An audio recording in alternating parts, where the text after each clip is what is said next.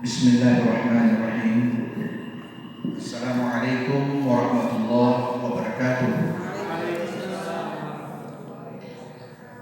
Alhamdulillah, nahmaduhu wa nasta'inuhu wa nastaghfiruh wa na'udzu billahi min shururi anfusina wa min sayyiati a'malina. May yahdihillahu fala mudilla lahu wa may yudlil fala hadiya lahu. Asyhadu an la ilaha illallah wahdahu la syarika lahu wa asyhadu anna Muhammadan abduhu wa rasuluhu wa la nabiyya ba'dahu. Allahumma salli wa sallim ala Rasulillah Muhammad ibn Abdillah wa ala alihi wa sahbihi wa mawala. Amma ba'd. Rabbi zidni ilman nafi'an warzuqni fahman wasi'an. Rabbi shrah li sadri wa yassir li amri wahlul 'uqdatam min lisani yafqahu qawli. Rabbi saddid lisani wahdid qalbi bihaqqi sayyidina Muhammadin sallallahu alaihi wasallam. Allahumma rzuqna fahman nabiyyin wa hifdzal mursalin wa ilhamal malaikatil muqarrabin. Amin. Bapak-bapak, ibu-ibu jamaah Masjid Al-Hidayah yang saya muliakan, yang dirahmati Allah, pelajaran ta'lim kita hari ini yaitu tentang fardu kifayah, yang saya mengutip dari kitab Tanwirul Qulub fi Mu'amalati 'Allamil Ghuyub. Artinya, Tanwirul Qulub, hati yang gemilang, bercahaya. Fi mu'amalati, yang berbicara tentang sosialisasi muamalah. Allamil ghuyub, yang berkaitan dengan hal-hal yang sifatnya gaib. Gaib di sini adalah bagian daripada perintah agama. Dalam Quran Allah mengatakan alladzina yu'minuna bil ghaibi, itulah orang-orang yang percaya kepada yang gaib, wa yuqimunas shalah, kemudian mereka melaksanakan salat.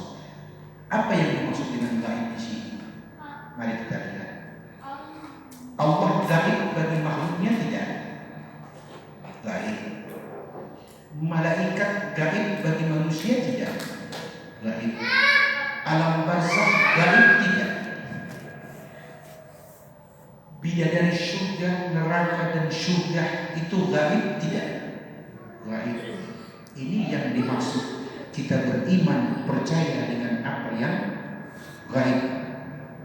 Bukan gaib yang dimaksud oleh televisi, penampakan, bukan itu ya. Bukan. Tapi gaib yang berkaitan dengan Allah, dengan ciptaannya.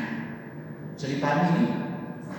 Inilah yang diberi judul oleh penyusun kitab Syekh Muhammad Amin Al-Qurdi Al-Albani.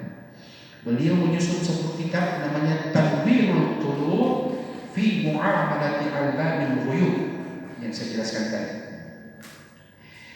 Di dalamnya beliau membahas tentang hati. Di dalamnya juga beliau banyak membahas tentang syariat. Beliau juga membahas tentang hal-hal yang berkaitan dengan kegaiban-kegaiban yang saya sebutkan tadi.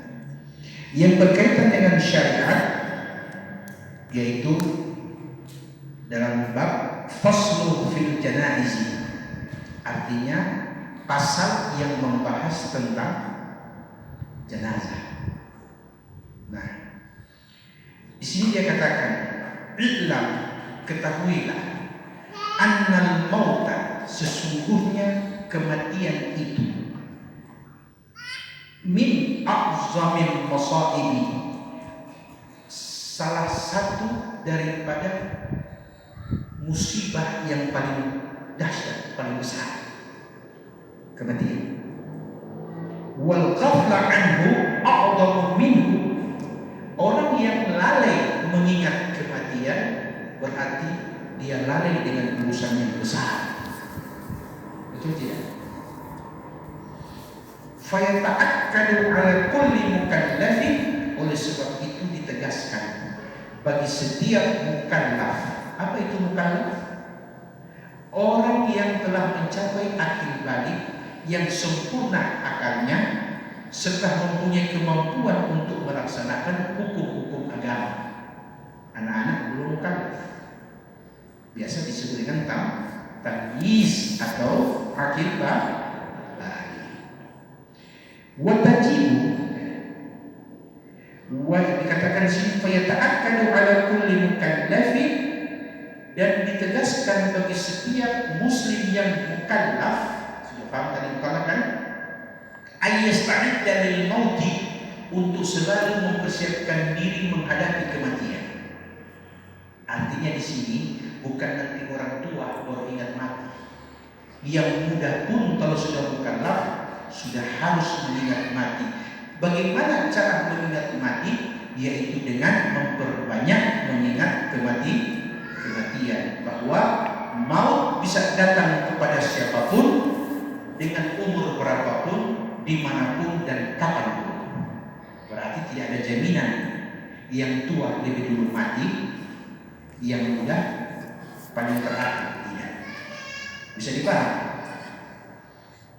Kemudian saya disebutkan watajibu alaihi taubah minad dzunub. Salah satu di antara orang yang banyak mengingat mati, yaitu dia jadikan taubat itu sebagai keharusan. Dia jadikan taubat itu sebagai keharusan. Sehingga orang yang tidak pernah taubat berarti dia yakin bahwa dia tidak pernah berbuat salah. Bisa paham? Adakah orang yang tidak pernah berbuat salah? Tidak. Waraddal mazalim, salah satu juga di antaranya adalah menolak perbuatan-perbuatan zalim ila ahliha, kemudian mengembalikan kezaliman itu kepada orang yang melakukan kezaliman. Artinya menolak, dia tidak mau ikut. Biarlah Anda yang mau berbuat zalim, tapi saya tidak mau berbuat zalim. Artinya dia lebih memilih berpisah dengan kezaliman, termasuk pelaku zalimnya, daripada dia bergabung walaupun dia tidak berbuat zalim, tapi dia dihitung sebagai orang yang ikut-ikutan dalam kezaliman. Ini orang yang ingat mati ini. Wal khuruj minha tadi. Wa yata'akkadu talab dzalika min al-marid. Mengingat mati ini juga merupakan salah satu yang harus disadari oleh orang yang sakit. Jadi kalau orang sakit ingat mati, bukan minta mati. Beda ya. Ingat mati dan minta mati beda. Ingat mati bukan berarti mau mati. Sakit gigi ingat mati. Ya. Demam ingat mati. Sakit mata ingat mati. Kenapa begitu Ustaz? Ya, fakta membuktikan ada orang mati karena demam, ada orang mati karena sakit gigi, walaupun tidak jarang ada orang mati hanya karena sakit mata. Berarti asbab-asbab ini dapat menjadikan manusia bisa menemui kematian sesuai dengan takdir dan ajalnya. Bisa dipahami? Bab fardu kifayah saya sampaikan kepada ketua badan takmir, kepada pengurus, kita akan bagi tiga bab. Dan ini tidak kita pelajari sekaligus kali ini. Kita bagi dulu hal-hal yang berkaitan dengan sunnah-sunnah atau adab-adab fardu kifayah sebelum fardu kifayah. Itu bab pertama yang sekarang yang saya jelaskan.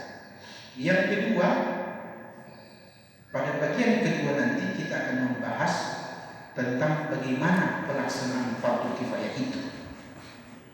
Bila ini selesai, kita akan sambung dengan apa yang berkaitan dengan duka, yaitu takziah.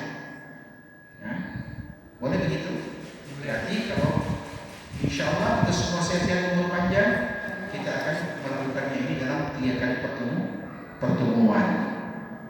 Nah, untuk itu saya telah merangkum apa yang dijelaskan oleh para ulama di dalam beberapa kitab-kitab fikih atau kitab-kitab hukum.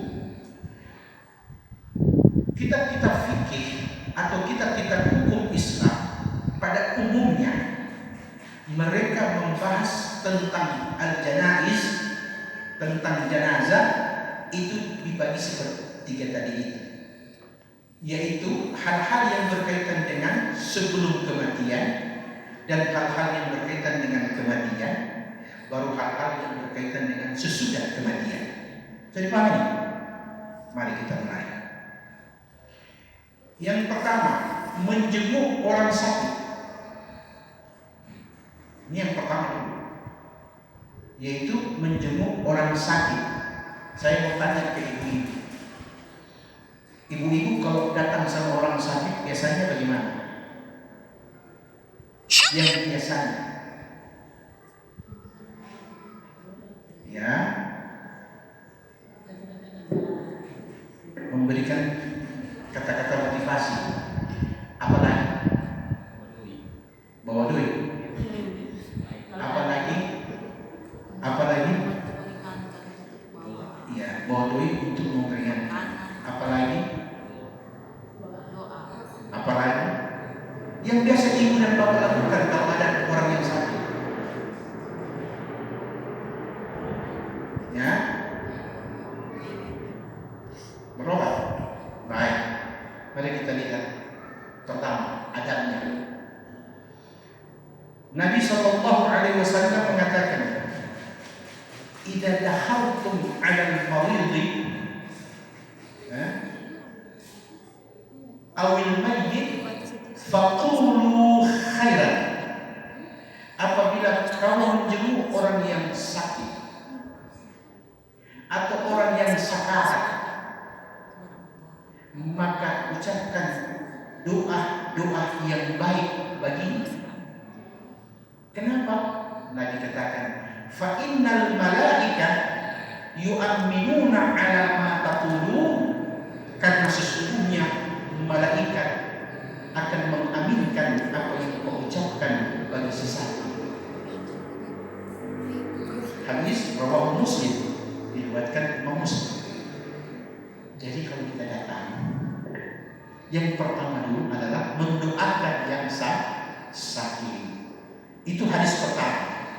Hadis kedua, Nabi kita Muhammad SAW mengatakan, "Idza dakhaltumul marid," apabila engkau menjenguk orang yang sakit, famurhu, perintahkan dia, minta dia yang sakit, ayyad'u laka, untuk mendoakanmu, fa inna du'aahu kadu'a'il malaika, karena doanya orang yang sakit bagaikan doa malaikat kepada Allah Subhanahu wa taala.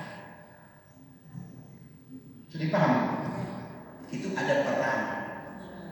Jadi pertama kita mendoakan yang sakit, kemudian lihat kondisinya si sakit. Kalau dia bisa berkomunikasi dengan baik, tidak mengganggu sakitnya, maka minta dia untuk doakan kita yang menjenguknya.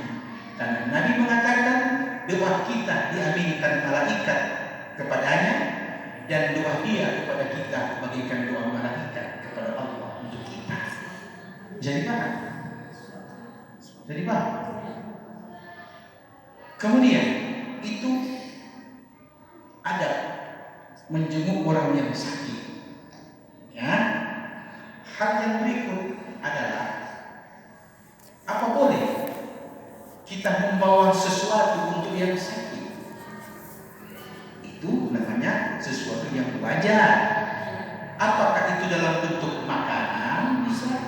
Bisa juga dalam bentuk uang, seperti yang dikatakan Bapak Ibu tadi, untuk meringankan.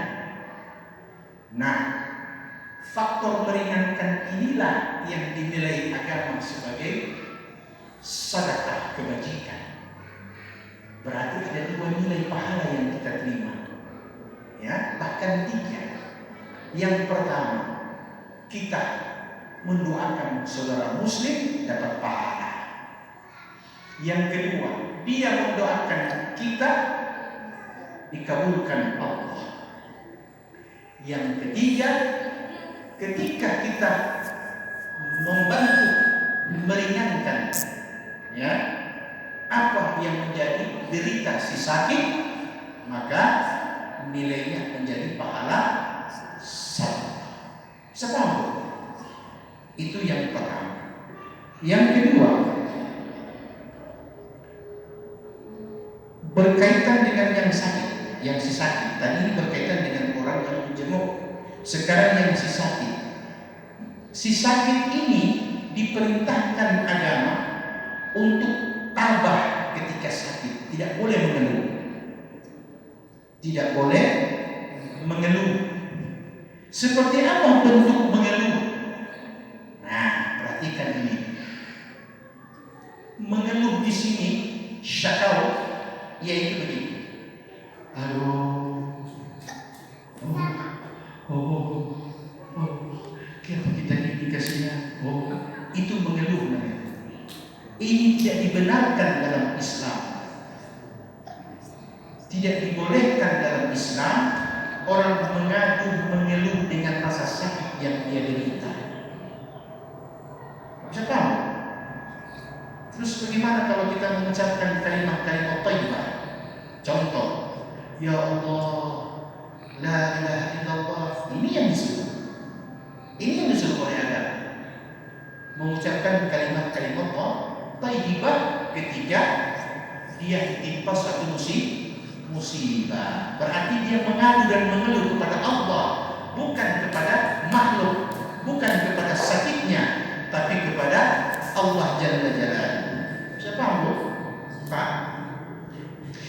Nabi Shallallahu Alaihi Wasallam dalam sabdanya yang berkaitan dengan ini, beliau mengatakan begini dalam riwayat Bukhari dan Muslim. Ajaban li amril mu'min, sungguh mengagumkan urusan orang beriman, kata Nabi. Nabi kagum dengan perkara orang beriman. Ajaban li amril mu'min, inna amrahu kullahu lahu khair. Sesungguhnya orang beriman itu semua urusan bagi dia itu baik. In asabathu sarra syakar fakana khairan lahu. Dia orang mukmin itu kalau dia Allah beri nikmat, dia bersyukur kepada Allah dan bagi dia itu baik adanya. Nah, itu yang pertama. Yang kedua, wa in asabathu dharra sabar. Tapi kalau dia diberi ujian oleh Allah, diberi musibah oleh Allah, dia sabar. Fakana khairan lahu. Bagi dia musibah itu juga baik karena datangnya dari yang Maha Baik. Itu orang mukmin, orang beriman, bukan sekedar muslim, tapi mukmin. Jadi kalau ada orang mendapat nikmat, dia bersyukur kepada Allah dan dia menganggap ini datangnya dari yang Maha Baik, tanda pertama ada. Tapi ketika dia mendapat musibah petaka, kemudian dia bersabar sambil mengembalikan itu kepada Allah dengan berbaik sangka bahwa ini pun baik adanya karena musibah datang dari yang Maha Baik. Dalam sabda Nabi SAW yang lain, beliau mengatakan begini: "Idza ahabba Allahu 'abdahu ibtalahu." Sesungguhnya bila Allah mencintai seorang hamba, maka Allah akan memberi dia ujian. Jadi cinta Allah kepada hamba yaitu ujian. Cinta manusia kepada manusia fasilitas. Betul tidak? Tapi cinta Allah kepada manusia tidak. Allah tidak sekedar memberi nikmat, tapi Allah juga barengi dengan ujian. Tinggal bagaimana hambanya, bagaimana bersyukur dengan nikmat, bersabar dengan musibah. Sekalipun musibah itu, kata Nabi, hanya perkara kecil, putusnya tali sandal, kata Nabi, itu juga musibah. Jadi paham? Sehingga dikatakan bahwa orang yang bersabar dengan musibah itu tanda orang beriman. Seperti apakah yang dinamakan sabar ini? Nabi dalam sabda yang lain mengatakan as-sabru inda sadmatil ula. Kesabaran itu letaknya pada waktu pertama kali kena musibah, bukan sesudahnya. Contoh, ibu-ibu difitnah, ibu-ibu dicaci maki yang sesuatu yang tidak jelas. Ketika pas mendengar itu, ibu-ibu langsung menerima dengan sabar. Tidak membalas, tidak medsos, tidak memfacebookkan, tidak menginstagramkan.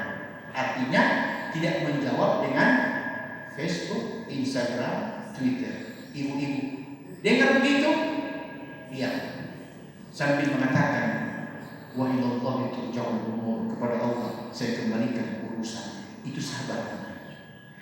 Tapi kalau sudah status, sudah baku jawab, cuma kalah argumen, baru ibu bilang sudah tersabar. Itu bukan sabar namanya.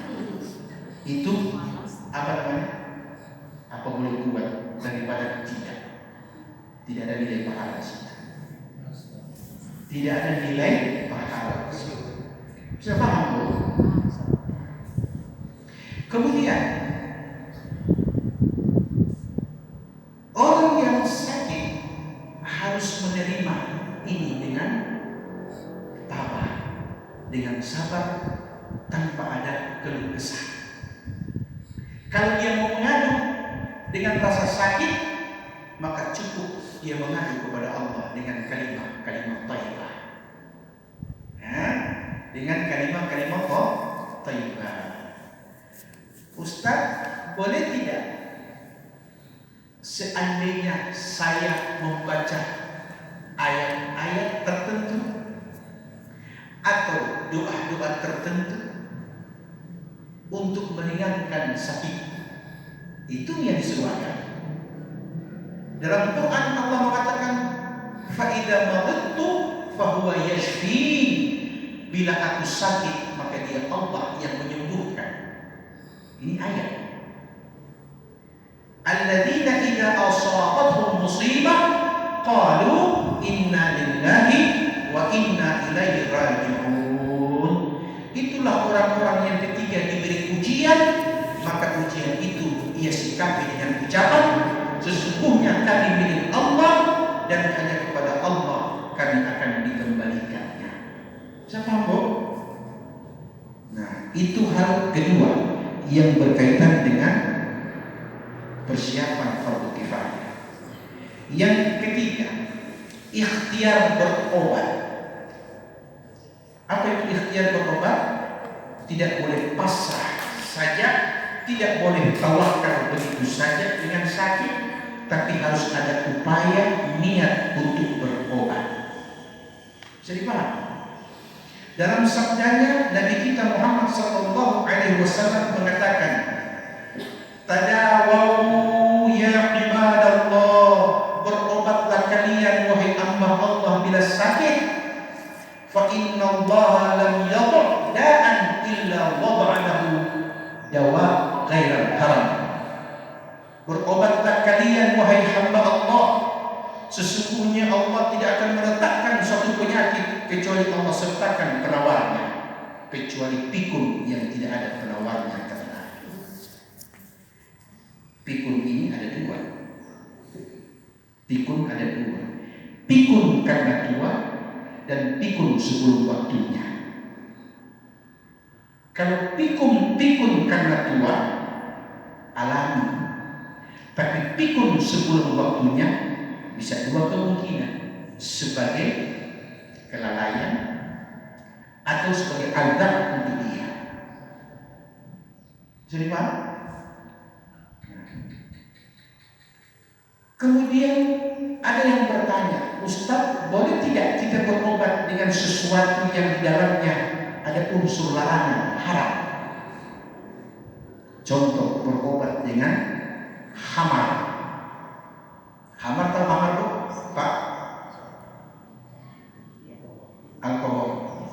Boleh tidak kita berobat dengan itu? Nah, pertama dulu kita harus lihat zatnya. Zatnya di sini adalah ada yang 70%, ada yang 100%, ada yang bakar menyala. Sudah paham? Bagaimanakah dengan itu? Perhatikan hadis Nabi. Nabi kita Muhammad sallallahu alaihi wasallam, su'ilan Nabi sallallahu alaihi wasallam 'anil khamri yasna'uha lidawain. Nabi sallallahu alaihi wasallam ditanya oleh sahabat tentang berobat dengan khamar. Apa kata Nabi? Qala Nabi sallallahu alaihi wasallam, innaha laysat dawa walakinnaha da. Sesungguhnya khamar itu bukanlah obat, tapi dia adalah penyakit. Yang dimaksud berobat di sini makan. Kalau untuk sterilisasi luka pakai alkohol 70%, itu tidak kategori makan. Bedakan ya. Ada orang tinggal di tempat dingin dengan alasan tidak tahan dingin, minum khamar, katanya cuma sedikit untuk menghangatkan. Apa jawaban Nabi? Qaliluhu haram wa kathiruhu haram. Bila sedikit sudah haram, banyak pun pasti haram. Paham ini? Jadi hati-hati menggunakan sesuatu yang sifatnya haram. Ustaz, boleh tidak kita berobat dengan jima? Ini jima. Nabi SAW mengatakan, man allaka tamimah faqad asyraka. Siapa yang menggunakan dan menggantungkan jimat, ia telah berbuat syirik kepada Allah Subhanahu wa taala. Jadi paham? Ustaz, boleh tidak saya berobat dengan cara ruqyah? Ruqyah ada dua. Ruqyah syar'iyyah dan ruqyah yang dilarang, mahrum. Yang syar'iyyah yang bagaimana? Itu tadi, seperti kita membacakan suratul Fatihah di tempat-tempat yang sakit sambil bermohon kepada Allah, moga-moga dengan berkah surah Al-Fatihah Allah ringankan sakit ini. Jadi paham? Itu yang dimaksud dengan ikhtiar dalam berobat. Itu yang kedua. Yang ketiga. Yang keempat, bagi orang yang sakit, ini orang yang sakit, hendaknya selalu berbaik sangka kepada Allah Subhanahu wa taala. Ini orang sakit berat, dia harus berkeyakinan, yaitu berupa baik sangka kepada Allah Subhanahu wa taala. Nabi sallallahu alaihi wasallam, perhatikan hadisnya, mengatakan dalam sabdanya, ma min 'abdin ma min 'abdin, tidak ada satupun seorang hamba yang akan menemui kematian illa wa huwa yuhsinu dhanna billah, kecuali dia harus berbaik sangka kepada Allah. Kenapa begitu? Dalam sabdanya yang lain, Nabi kita Muhammad SAW berkata, qala Allah Ta'ala, Allah berfirman, ana inna dhanni 'abdi bi, aku tergantung bagaimana prasangkanya hambaku kepada.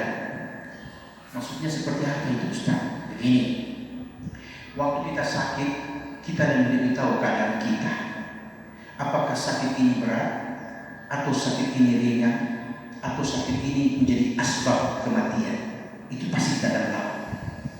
Nah, bila kita yakin bahwa ini menjadi asbab kita akan berakhir hidupnya, maka banyak-banyak berbaik sangka kepada Allah. Berupa apa? Ya Allah, aku hamba-Mu yang berdosa dan nista, tapi aku yakin dengan ampunan dan rahmat. Ini baik-baik sangka. Ya Allah, aku tahu ini musibah yang Kau berikan kepada aku sebagai ujian, tetapi aku berprasangka baik kepada Engkau. Inilah cinta-Mu, bentuk rasa kasih-Mu kepada aku. Ini yang dimaksud dengan berbaik-baik sangka kepada Allah. Bukan seperti ini. Ya Allah, ini kok gara-gara kemarin kita berjual di pasar, Birman sebelah lihat agak ada sih, tahu-tahu dari besok kita sakit. Itu berarti dia berburuk sangka dengan sesuatu yang tidak pasti. Tidak boleh. Tidak boleh. Atau yang berkaitan langsung dengan Allah. Tadi berkaitan dengan manusia. Yang berkaitan langsung dengan Allah. Contohnya, ya Allah, kita ini sudah buat amal yang baik, rajin sholat di masjid, ikut majelis taklim. Kenapa kasihan kita ini mulai sakit begini? hati, dia berburuk sangka kepada Allah. Dia tidak melihat musibah sakit itu sebagai rahmat Allah untuknya. Ini, jadi orang itu harus menerima sakit itu, sakit sedikit, sedang dan sakit berat, tetap dia harus berbaik sangka kepada Allah. Kenapa? Karena banyak fakta membuktikan ada orang sakit sedikit menjadi asbab mati, ada dengan sakit sedang-sedang menjadi asbab dia mati, ada orang yang sakit berat menjadi asbab dia mati, ada juga yang tidak kelihatan sebabnya tahu-tahu mati. Bisa paham? Bisa kok? Nah, itu yang keempat, berbaik sangka kepada Allah Subhanahu wa taala ketika sakit. Yang kedua, yang kelima, orang yang sakit berat atau orang yang sakit dan tidak tahan dengan sakit, makruh hukumnya berharap mati. Nah, ada kan orang begitu, ya Allah kalau seperti ini lebih mati yo. Nah, itu makruh hukumnya, bahkan bisa mencapai tingkat haram bila dia mengadu dengan hal-hal yang Allah haramkan. Bisa paham? Orang sakit sini ada dua, sakit badan dengan sakit hati. Betul tidak? Orang sakit badan dilarang untuk mengharap mati. Termasuk orang yang sakit hati juga. Kadang-kadang dia bilang mati lebih baik kalau seperti ini. Ada tidak begitu? Nah, apapun bentuknya tidak boleh berharap mati. Dalam sabdanya, perhatikan, Nabi kita Muhammad sallallahu alaihi wasallam mengatakan, la yatamannayanna ahadakumul maut.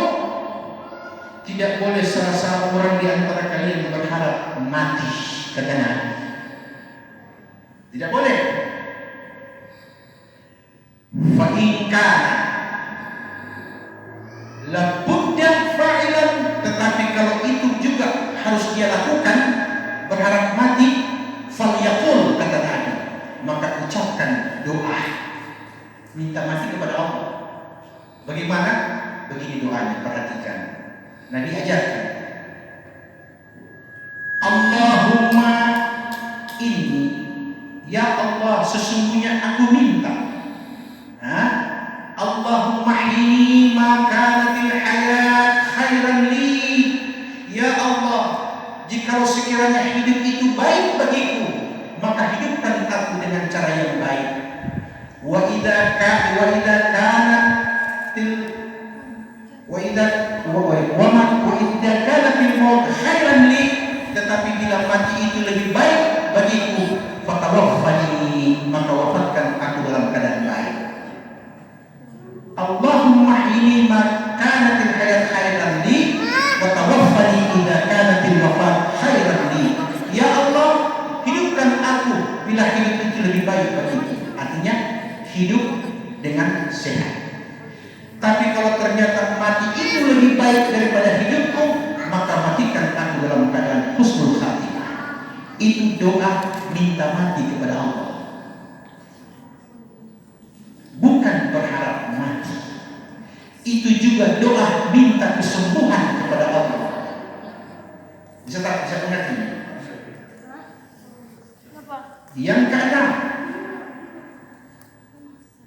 ketika kita melihat tanda-tanda sakarat sudah ada pada diri seseorang, sudah lihat tanda-tanda sakarat. Nah, ini tanda-tanda sakarat ini harus diperhatikan. Kita lihat dulu orang ini. Kadang-kadang orang ini dia masih berdialog, masih dia mengenal ini keluarganya, ini si fulan, dia masih tahu. Itu biasanya belum. Tanda-tanda yang paling awal, pertama, dia lebih banyak diam. Sudah mulai banyak diam. Kemudian lidahnya mulai pendek, bicaranya mulai tidak jelas. Kemudian sudah tidak mulai mengenal orang. Siapa ini? Mulai tidak mengenal orang.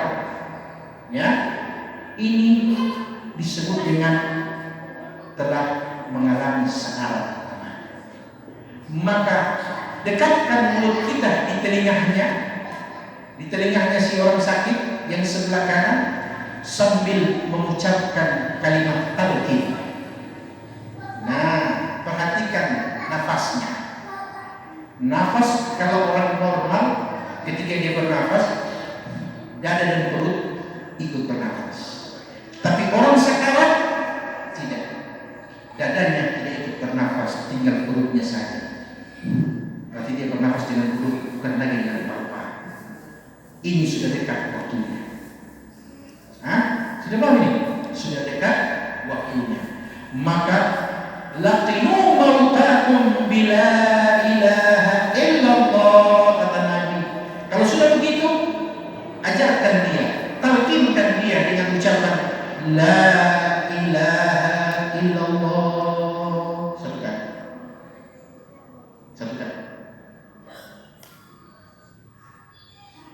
Tapi Pak Ustaz, dia mendengar, sedangkan mengenal orang tidak. Dia bisa mengucapkan, sedangkan lidahnya sudah pendek. Urusan dengar dan urusan pendek lidah bukan urusan Anda. Karena urusan sakaratul maut, urusan gaib. Maka kita sebagai orang yang hidup mengikuti sunnah Rasul, kita mentalkinkan orang yang akan wafat dengan ucapan la ilaha illallah. Istirahat. Biarkan hatinya yang mengikuti. Biarkan hatinya yang mengikuti, walaupun Anda tidak mendengar lisannya berucap. Dalam mazhab Syafi'i dikatakan ucapkan la ilaha illallah wa la yazid, dan jangan ditambah dengan Muhammadur Rasulullah. Karena ucapan Nabi dalam hadis menyebut la ilaha illallah, bukan la ilaha illallah Muhammadur Rasulullah. Tapi ada ulama Syafi'iyah lainnya berkata boleh ditambah. Tapi yang paling afdal dengan mengucapkan hanya dengan la ilaha illallah. Dia selesai. Dia biasanya ada isyarat. Orang ini menggerakkan mata, berarti dia ikut. Atau dia berusaha memberikan gerakan-gerakan tertentu, berarti dia dengar. Ini yang dimaksud lakin, artinya mengajari. Kenapa harus diajari? Sebagaimana keadaan kalian di dunia, begitu pula saat kalian menjelang mati. Dikala hidup di dunia kau sibuk dengan urusan dunia, kau lupa agamamu, maka kau akan disibukkan di saat sakaratul maut dengan dunia, sehingga kau lupa dengan kalimat yang kau sering tinggalkan, la ilaha illallah. Apa itu? Nabi mengatakan as-salatu la ilaha illallah. Salat itu tidak Tuhan kecuali Allah. Sedih banget. Sedih banget. Makanya kadang-kadang orang sering dapati ketika ditaklim dia justru menolak. Dia menolak bukan menolak la ilaha illallahnya, tapi yang dia tolak itu adalah betapa banyak dunia datang kepadanya saat menjelang sakaratul maut. Istrimu nanti menjanda, anak-anakmu nanti akan yatim piatu, mobilmu, hartamu. Ini yang dibawa iblis dalam bentuk halusinasi kepada sakaratul maut, sehingga kita sibuk dengan mengatakan bagaimana nanti, seperti apa nanti. Sehingga ketika masuk kalimat la ilaha illallah, dia mau terima itu, tapi dia diganggu oleh dunia yang selama ini dijadikan sebagai sandarannya. Sebab itu sebabnya Nabi mengatakan yub'ad kullu ahadin, setiap kalian akan dibangkitkan kat mata alaih, sebagaimana kalian menghadapi kematian. Bagaimana cara kalian mati? Sibuk dengan sakaratul maut, di mana dunia akan membayang-bayangi. Demikian pula di akhirat nanti kalian akan dibangkitkan dengan cara yang hina seperti itu. Sama? Tadi talqin. Sudah paham ini? Sudah. Ustaz, apakah harus terdengar? Tidak perlu. Cukup dengan mentalkinkan. Cuma satu kali Ustaz, lihat keadaan.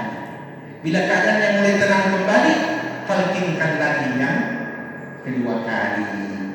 La ilaha illallah.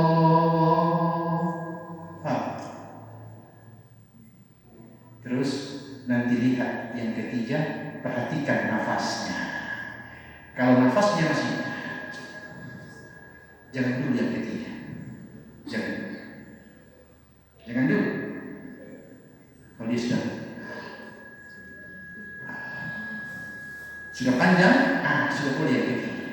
Karena pasti tarikan yang terakhir, entah ditarikan atau dibuangkan, dia akan meninggalkan rohnya. Jasadnya akan berpisah dengan roh.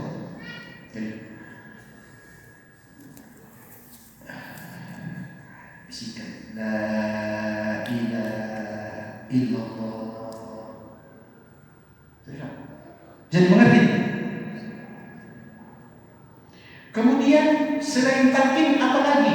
Nabi kita Muhammad SAW mengatakan iqra'u yasin 'inda mautakum. Bacakan yasin bagi orang-orang yang sakarat di antara kalian.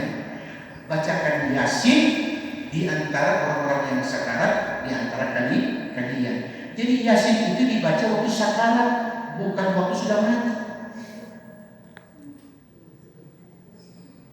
Bedakan dulu ya, jangan dulu berpikir yang lain-lain. Jadi waktu dia sementara menghadapi sakarat, ada banyak macam. Ada yang bermenit-menit, ada yang berjam-jam, bahkan ada yang semalam. Disitulah kita bacakan yasin. Karena orang yang sakarat sibuk dengan apa yang Allah sibukkan saat sakarat. Dia senang mendengar yasin. Yasin wal Qur'anil Hakim, innaka laminal mursalin ala siratin mustaqim. Dan seterusnya. Tenang hatinya.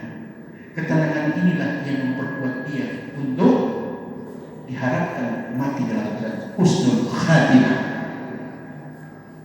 Jadi paham ini Bu? Pak? Kemudian jangan gaduh.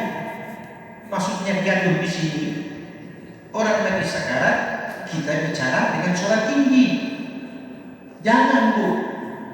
Karena hal ini dia sebesar mungkin kita. Ya, rata-rata manusia ketika melihat orang mati, ketika menjenguk orang wafat, rata-rata ini dia berkata inna lillahi wa inna ilaihi raji'un. Seakan-akan mati itu hanya untuk dia. Kita tidak. Kan begitu? Buktinya pulang tidak sholat. Betul tidak? Betul tidak? Ini yang membuat kenapa orang selalu percaya dengan kematian tapi tidak yakin dengan maut. Coba kalau lihat orang mati, kapan kesini dia meninggal, jam berapa, apa kesini dia penyebab. Dia tanya semua hal yang berkaitan dengan orang itu mati. Dia tidak pernah yakin kalau mati itu akan pindah juga kepada dia suatu saat nanti. Mungkin dengan cara yang lebih baik atau mungkin dengan cara yang lebih hina. Wallahu a'lam. Tolong diperhatikan ya. Kemudian mengucapkan istirja setelah sempurna kematiannya. Setelah kita sudah melihat, sudah talqin, tidak kembali lagi, sudah habis situ, atau dia, apa yang harus dilakukan?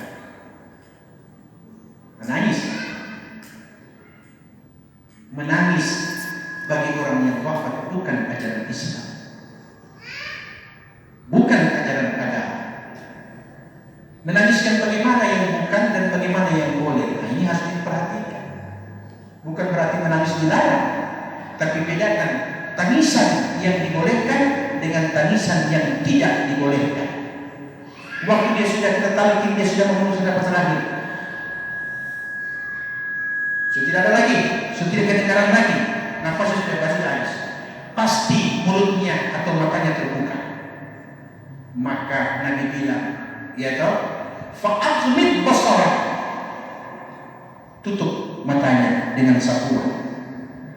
Fa inna ruha idza qudida tabi'ahul basar, kata Nabi. Sesungguhnya ruh bila Allah keluarkan dari jasad, maka mata akan mengikuti arahnya keluarnya roh. Jadi pandangan terakhir manusia di dunia ini ketika dia melihat rohnya Allah keluarkan, dia ikut itu. Itulah pandangan terakhir manusia di dunia ini yang selalu dia ingkari. Aina ma takunu yudrikumul maut, kata Quran, kemana kau pergi, maut akan mengikuti. Jadi ketika dia itu menunjukkan bahwa dia telah melihat roh yang tidak pernah dia lihat seumur hidup. Rohnya kurus atau gemuk, rohnya gelap atau bercahaya, tergantung apa yang dia lakukan semasa hidupnya. Bila dia mengurus manikur di kapsalon, dia lupa dengan air wudhu, maka ruhnya akan keluar dalam keadaan hitam, tidak bercahaya. Sebagaimana hidup, dia tidak memperhatikan kecantikan rohnya, tapi lebih banyak mengurus jasadnya. Inna lillahi wa inna ilaihi raji'un. Ruh akan kembali kepada Allah. Minha khalaqnakum, dan tanah engkau kami ciptakan wahai tubuh. Wa minha nu'idukum, dan dari tanah pula tubuhmu akan dikembalikan. Wa minha nukhrijukum taratan ukhra, dan di waktu yang Allah tetapkan jasadmu yang hancur akan Allah keluarkan dari tanah pula. Ketika dibangkitkan, jasad bangkit, roh Allah kembalikan. Itulah peristiwa Yaumul Ba'tsi, namanya hari berbangkit. Jadi ada orang yang terbelalak makanya soal ini, sambil ada air mata menetes. Itu kenapa? Dia menyesali rohnya dalam keadaan kurus kering, rohnya dalam keadaan payah, rohnya dalam keadaan jelek, rohnya dalam keadaan hitam pekat, tidak bercahaya. Kenapa? Karena dia tidak pernah memperhatikan vitaminnya roh, ya, perawatan roh. Jadi kalau jasad butuh kapsalon, roh butuh air wudhu. Maka perhatikan, wanita salihah yang rajin dengan ibadah akan nampak kecantikannya walau tidak bermake. Wanita yang tidak sholat akan nampak kecantikannya ketika masuk ke kapsalon. Namun di pagi hari sungguh sayang, wajah pembantu lebih cantik daripada istri. Jangan heran suami selingkuh. Tapi kalau rohnya, hatinya yang dia benahi, hatinya yang dia kapsalon, maka suami akan cinta dia lagi dan lagi. Karena apa? Tidak ada laki-laki yang tidak suka wanita yang baik. Baik dalam hati, bukan penampilan. Baik dalam hati, bukan boros. Baik dalam hati, bukan sekedar cantik, tapi baik dalam melayani suami. Melayani di sini jangan selalu dipahami dengan tidur bersama, tidak. Pak sudah makan, Pak jangan lupa Pak, walaupun hanya SMS. Ibu, ini yang banyak kita butuh, SMS kepada suami. Jangan nanti wanita lain yang tanya, Bang sudah makan, baru kita mencap-mencap. Kita pelaki itu terlambat sudah. Nah, terlambat. Mafil qalbi hubban, kata Allah. Tidak mungkin ada dua cinta dalam satu hati. Jangan sampai cinta suamimu berpindah kepada wanita di WA. Ingat, bila itu terjadi, susah bagimu untuk mengembalikan cinta itu, karena tidak mungkin ada dua cinta dalam satu hati. Cinta itu mawaddah, itu rahmat. Nah, apa kata Quran surah Al-Rum ayat 21? Bagaimana? Wa min ayatihi an khalaqa lakum, sebahagian daripada tanda-tanda kebesaran Allah, Allah jadikan apa itu? Pasangan. Itu tanda kebesaran. Berapa banyak hanya satu yang Allah tanamkan untuk kau cintai. Betul tidak? Jadi rupa istriku tetap cantik di hadapanku dibanding istri tetangga yang cantik tapi tidak membuatku berhenti. Betul tidak? Kadang-kadang kita sering berkata, luar biasa mungkin lagi. Pegang, tetangga, berwibawa, kaya, DP istri begini rupa. Kita menganggap bahwa kita lebih pantas jadi istrinya karena kita cantik. Padahal bukan itu yang jadi ukuran si lelaki memilih dia sebagai pasangan. Ada hal-hal yang tidak kita ketahui. Hanya dia dan Allah yang tahu. Betul tidak? Kemudian sudah sampai situ dulu. Tangisan. Nah, ini tangisan. Apa kata Nabi? Perhatikan hadisnya Nabi SAW. Innal mayyit innallaha la yu'adzab. Sesungguhnya mayit itu tidak disiksa, tidak diazab oleh Allah Subhanahu wa taala, bidamil ain, dengan apa itu?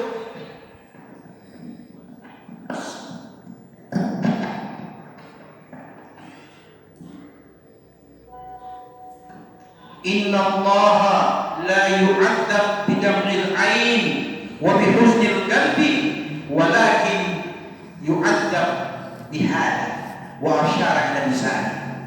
Hadis riwayat Al-Hakim Abu Dawud. Sesungguhnya Allah tidak akan menyiksa si mayit, kata Nabi, hanya karena tangisan keluarganya, tangisan air mata. Dan Allah juga tidak akan menyiksa si mayit hanya karena kesedihan hati keluarganya karena berpisah dengannya. Walakin, tetapi yang disiksa Allah terhadap si mayit yu'adzab biha. Nabi menunjuk ke lidahnya.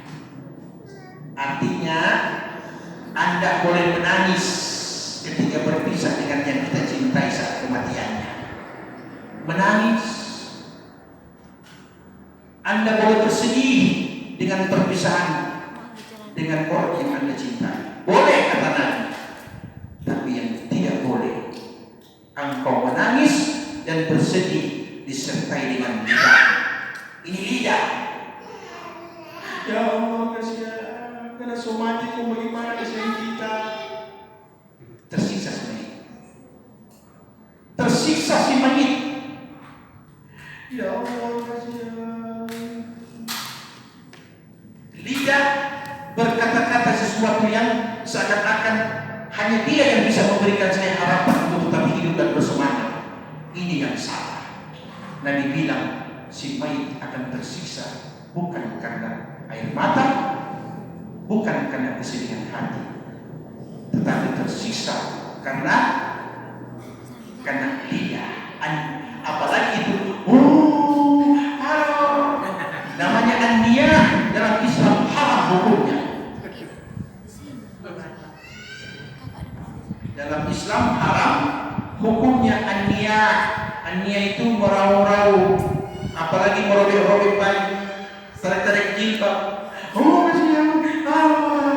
Sabar ibu, sabar. Dia bukan anak kok yang astagfirullah. Jadi bisa ngomong, Pak. Ini yang dimaksud dengan tangisan saat kematian. Boleh menangis, boleh sedih, tapi tidak boleh berkata-kata dan apalagi merau-rau, meratap. Oh, kasihan, aduh papa, kasihan, kok bagaimana mama? Dia menjawab, tenang, kasih 40 hari. Dunia di dunia dengan dunia. Jadi family. Kemudian bila mana telah terjadi kematian, tutup matanya, ya. Kemudian kasih dulu itu jenazah sepertiga. Kemudian tekan perutnya waktu dia masih hangat supaya angin kotoran yang keluar itu bersih. Kemudian dibasuh badannya dengan air dingin, dibasuh. Kenapa? Itu sinar-sinar. sebelum fardu kifayah. Jadi paham ini? Bersih-bersih apa semua, lepas semua pakaiannya, ya, lepas semua pakaiannya apa semua, kemudian tutup dia dengan kain, sehingga sebentar atau besoknya ketika fardu kifayah mayat sudah dalam keadaan istinja awal. Jadi paham ini? Kemudian setelah itu kita lakukan, kemudian bawa makanan, bukan pergi makan. Beda bawa makanan dengan pergi makan. Dalam sabdanya Nabi Muhammad SAW mengatakan, perhatikan hadisnya. Nabi mengatakan apa? Isna'u li ahli Ja'far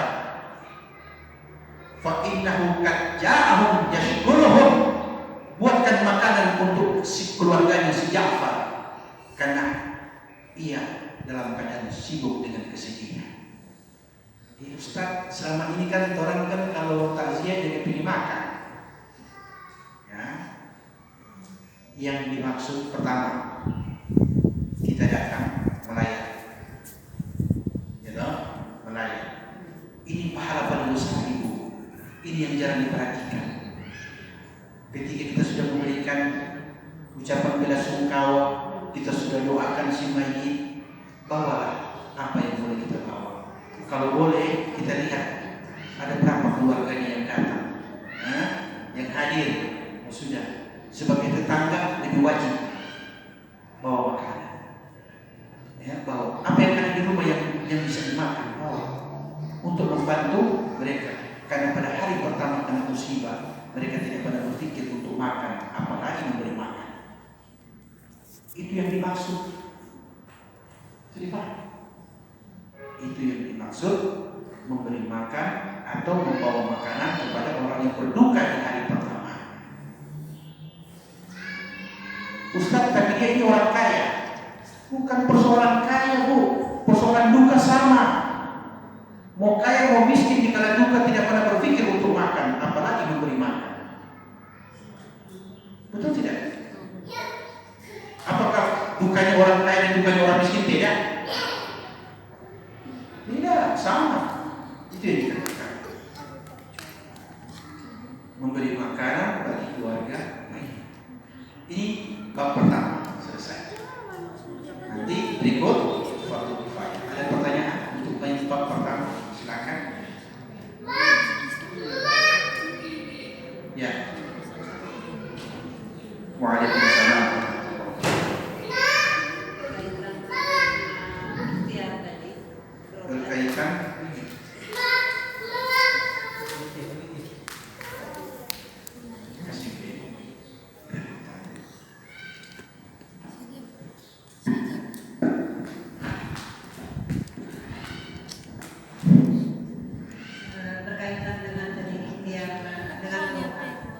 Berkaitan dengan berobat, ya. Banyak sekali kasus yang saya dengar dan saya lihat, seperti Ustaz tadi bilang, kalau dia menggunakan alkohol, tinggal bagaimana alkohol itu digunakan, tidak dimakan atau tidak diterapkan. Jadi untuk mengobati beberapa kasus yang saya dengar, dia di alternatif. Nah, berobat di alternatif. Tapi si tadi katakanlah bukan bagus tadi, menggunakan cara-cara yang tidak sesuai dengan kita punya akidah. Itu bagus. Contohnya dia pengobatannya betul secara obat-obatan. Tapi ada doa-doa ini yang saya alami sendiri mengantarkan teman. Doa-doa itu tidak menggunakan doa-doa dari sesuai dengan akidah Islam. Tidak boleh. Itu bagian daripada akidah orang lain. Kita dianjurkan, sedangkan kita saja ketika meruqyah memberi pengobatan harus dengan ketentuan syariat. Yaitu pertama dengan doa-doa yang diajarkan Nabi. Contoh, ya, pegang tempat sakit, sambil mengucapkan doa, Allahumma adhibil ba'sa rabban nas washfi anta syafi la shifa illa shifauka shifaan la yughadiru saqama. Ya Allah, menghilangkan derita sakit. Wahai Tuhannya manusia, la syifa illa syifa'uka, tidak ada kesembuhan kecuali datangnya dari Engkau. Kalaupun itu datang, syifa'an la yughadiru saqama, kesembuhan yang tidak membawa akibat sesudah itu. Karena ada kata sembuh di sini tidak tambah lain. Ini la yughadiru saqama. Kalau ini sembuh total, tidak berkaitan dengan yang lain. Jadi paham? Ini jadi persoalan dulu. Kenapa yang di sana tokcer, yang di sini yang Nabi ajarkan tidak tokcer? Kan begitu. Menggunakan kalimat-kalimat lain tapi mustajab. Menggunakan kalimat-kalimat thayyibah dan kalimat-kalimat yang Nabi ajarkan justru tidak tokcer. Pertanyaan itu benar, tapi saya kembalikan kepada yang melakukannya. Apakah selama sebelum sakit Anda selalu mengikuti Quran dan Sunnah Rasul, atau lebih banyak melanggar?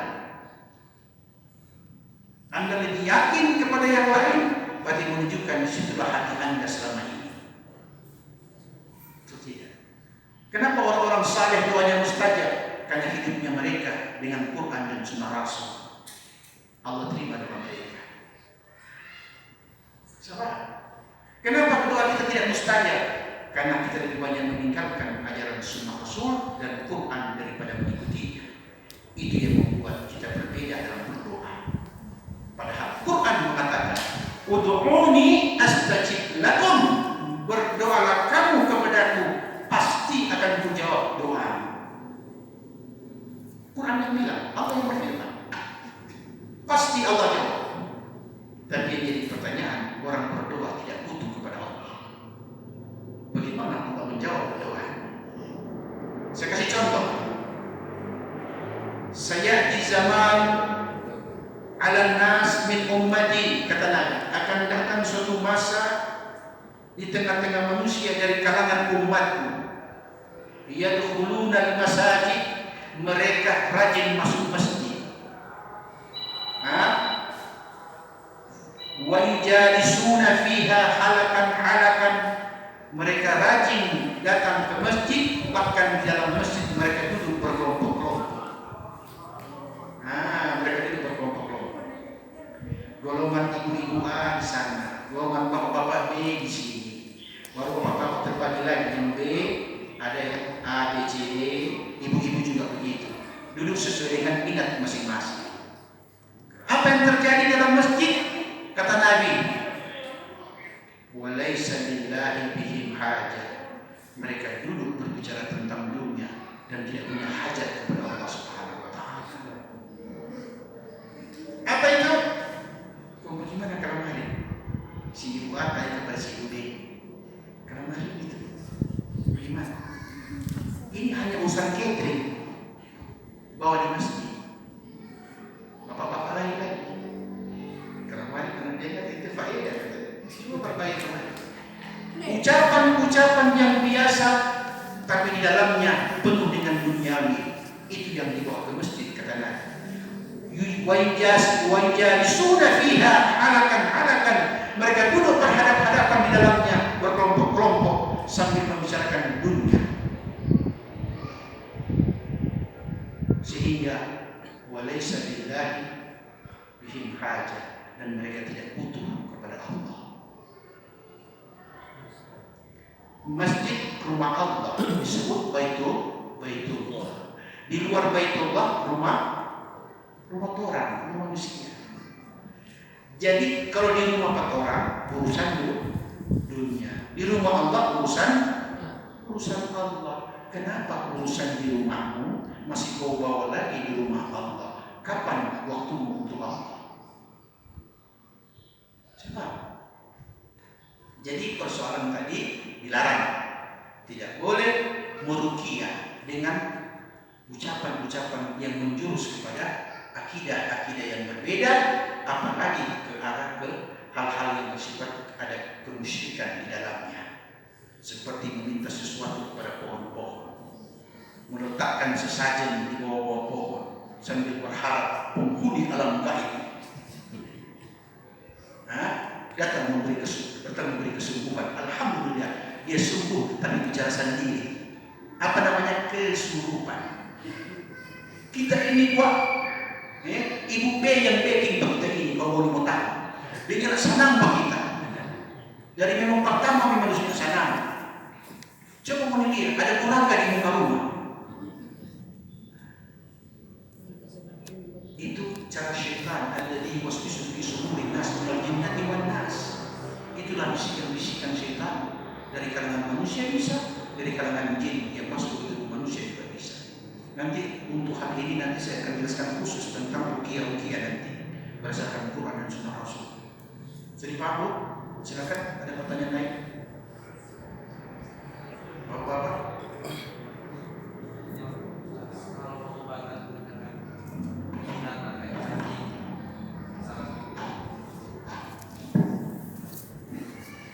Pengobatan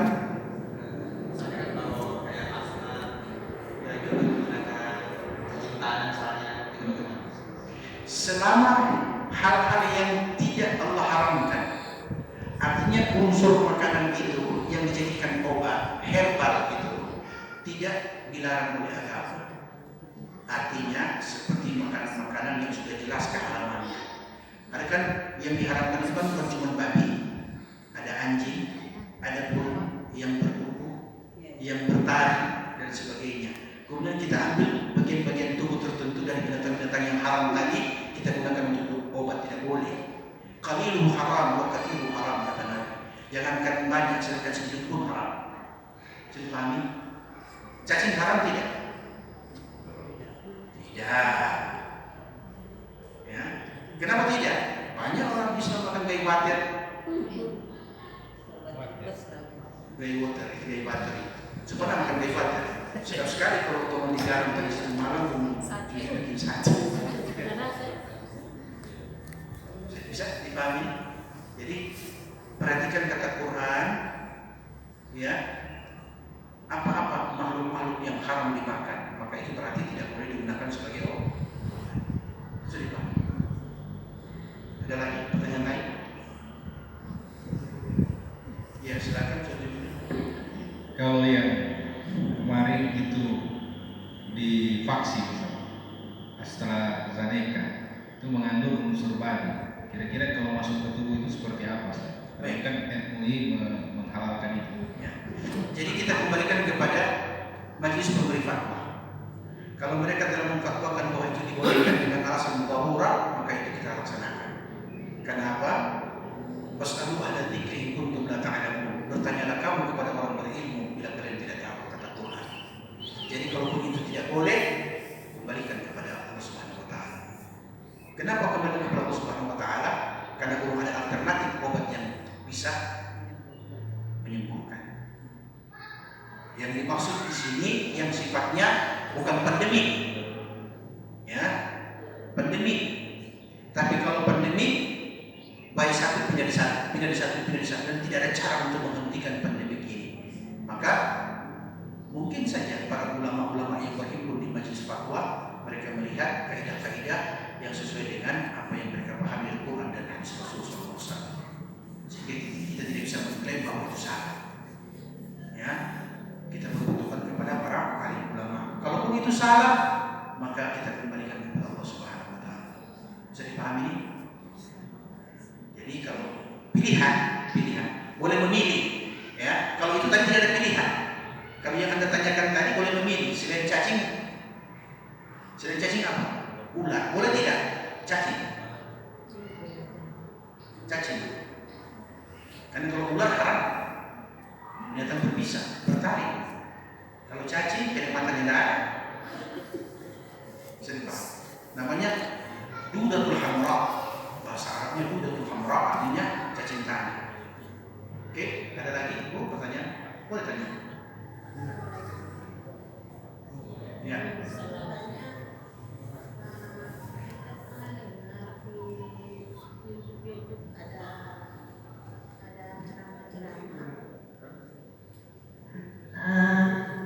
Bagaimana hukumnya perempuan yang ikut ngantar jenazah sampai ke pemakaman? Karena pernah dengar kalau bilang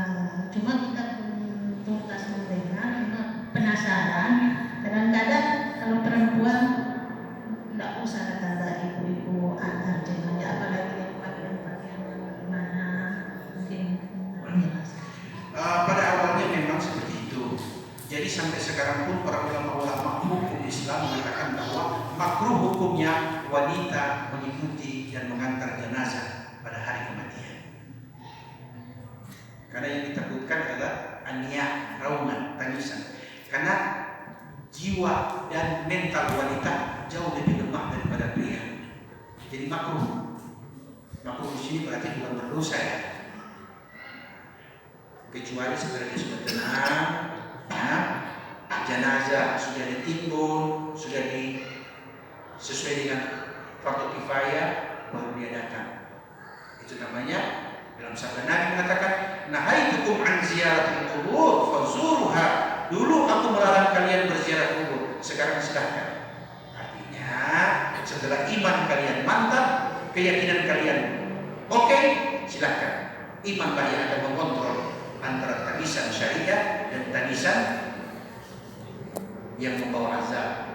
Ingat, Nabi mengatakan, innal mayyit yu'adzab bidukai ahli. Sesungguhnya mayit tersiksa dengan tangisan keluarga. Ilustrasi. Kalau ibu-ibu punya anak ingin disekolahkan di Jakarta atau di pondok pesantren, itu artinya berpisah. Kira-kira pada waktu anak kita sudah naik di mobil, sudah akan berangkat, sudah siap dengan tas, sudah di atas mobil, ibu-ibu tidak antar karena tidak kuat. Kemudian dia lihat ibu menangis. Kira-kira bagaimana perasaan si anak yang ada di Jakarta? Yang sedih siapa? Ya, yang tersiksa siapa? Ya, seperti itu ilustrasinya. Ketidakridhanya Anda dengan wafatnya si fulan, itu yang membuat innahu asma'u minkum, kata Nabi, orang yang mati lebih jauh bisa mampu mendengar kepada kalian yang hidup. Karena tidak ada yang menghalangi dia lagi. Ya. Kemudian kadang-kadang tangisan juga bisa membawa fitnah. Tangisan menangis waktu ada hidupnya urus laki. Kadang-kadang begitu. Nanti sumati menangis Allahu Akbar. Orang tidak bilang Pak Anda, tapi orang baca cerita. Itu yang pertama, golongan pertama. Golongan kedua, dapat masa lewat. Selesai masa idah, kalangan. Betul tidak? Artinya tangisan Anda akan menjadi banyak hal yang ditafsirkan, tergantung orang yang melihatnya dan dengan hati apa yang melihat tangisan itu. Jangan Anda menjadi asbab yang fitnah hanya karena dengan tangisan, entah itu tangisan yang tulus atau sekedar tangisan hanya untuk menjadikan hari duka adalah duka. Banyak kita lihat yang suami-suami mati muda, berarti istri masih muda, belum 7 hari, maaf sudah kesini ya.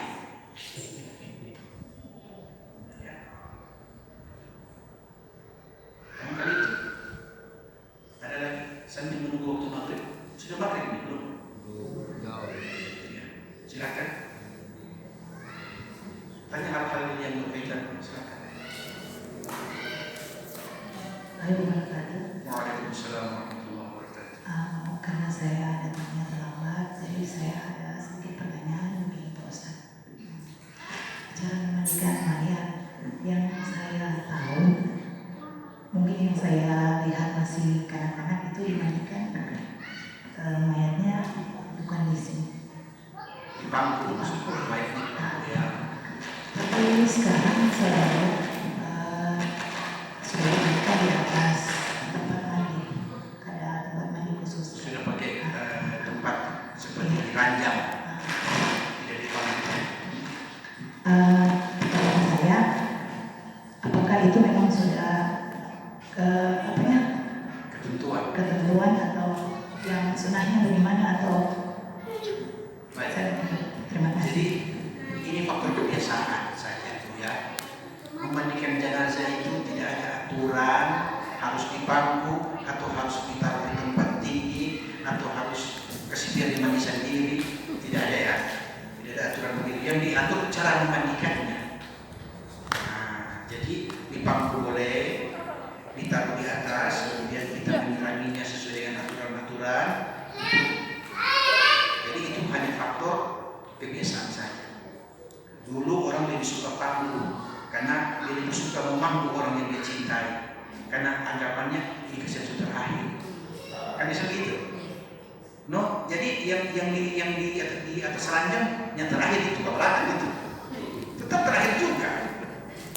Cuma faktor dia merasa bila bersentuhan itu lebih mencintai. Jadi paham? Jadi bukan masalah ya. Jadi, tidak ada aturan bahwa kalau yang kesenangan di atas tempat tidur tidak salah. Tidak ada aturan begitu. Ya tak? Ada yang baik lagi? Ya. Siapa lagi? Masih ada 2 jam menteri. Ya, ini silakan. Kasih tanda ya kalau sudah maghrib kan? Silakan. Ustaz, bertanya ini misalnya orang tua kita non muslim di saat sakaratul maut, bolehkah kita sebagai anak membisikkan la ilaha illallah Kepada siapa? pada orang tua kita misalnya non muslim? Oh, tidak boleh. Jadi sebagai anak apa yang Sebagai anak dengan tangisan itu saja sudah cukup. Karena apa? Syariat mereka berbeda dengan syariat kita. Ya, syariat non muslim ada ketentuan sendiri sesuai dengan apa yang Allah syariatkan pada masa sebelumnya. Syariat kita juga ada ketentuan. Jadi bila seorang anak melihat orang tuanya yang berbeda agama dengan dia dalam keadaan sakarat, maka tidak dianjurkan melakukan seperti apa yang dijelaskan tadi, mentalki, membacakan surat Yasin dan sebagainya. Pasti juga itu akan tertolak. Mana buktinya? Saya kasih contoh. Saya muslim, orang tua saya non muslim. Berarti ya? Waktu hari raya Idul Fitri, saya minta supaya orang tua saya non muslim berdoa dengan cara non muslim di rumah saya. Ini orang tua non muslim kata, sudah nanti papa pergi mau berdoa dengan penghuni waktu hari raya. Kira-kira saya terima tidak? Ibu-ibu terima tidak? Tidak. Sekarang tiba waktu hari raya yang non muslim, orang mutawar, sudah nanti orang dibacakan Ratibul Haddad nanti. Orang mau terima tidak? Orang terima tidak? Tapi itu kan orang tua yang walaupun orang tua pasti tidak akan menerima. Walaupun Anda anak pasti tidak akan menerima. Walaupun itu tawaran baik dari orang tua. Ibu, bapak, di kala hidup saja sudah saling menolak doa mendoakan, apalagi kalau wafat. Jadi Pak, jadi tidak ada hukumnya bagi orang muslim mendoakan kebaikan kepada yang lain. Salah. Terus bagaimana? Mereka akan ditanya sesuai syariatnya. Kita juga akan ditanya sesuai syariatnya. Bisa dipahami? Jelas ini? Jadi saya mendoakan masing-masing. Sambil berharap semoga orang tua saya wafat sesuai dengan syariatnya. Kalau dia orang baik, Allah Maha menilai. Nanti ada Quran surah Al-Baqarah ayat 62, Allah berfirman, perhatikan ayatnya sebagai penutup sebelum azan. Innal ladzina amanu wal ladzina hadu wan nasara was-sabiin man amana billahi wal yawmil akhir wa 'amila shalihan falahum ajruhum 'inda rabbihim. Barang sesungguhnya orang-orang beriman, orang-orang Yahudi, orang-orang Nasrani dan orang-orang yang menyembah dewa, selagi mereka percaya adanya Allah Sang Pencipta dan mereka yakin adanya hari akhir sebagai hari pembalasan dan mereka berbuat baik, maka mereka mendapat pahala di sisi Tuhan. Artinya, biarlah saya wafat dalam keadaan muslim, orang tua saya dalam keadaan muslim, karena dia orang baik, semoga dia diberi pahala dengan kebaikan menurut Allah. Bisa dipahami? Jadi tidak perlu sesali, tetap Tuhan Maha Baik. Biarkan Allah yang menilai. Jadi Pak, yang penting beragama yang sungguh-sungguh. Kalau betul-betul mau itu jadi seorang muslim yang sejati, Mau jadi non muslim, jadi muslim yang sejati, pasti baik. Jadi paham ini? Jadi jangan saling mencurigai, tidak boleh. Tetap ada kedamaian. Allahumma anta salam, minta salam, wa ilaika yaumus salam. Assalamualaikum warahmatullahi wabarakatuh. Waalaikumsalam.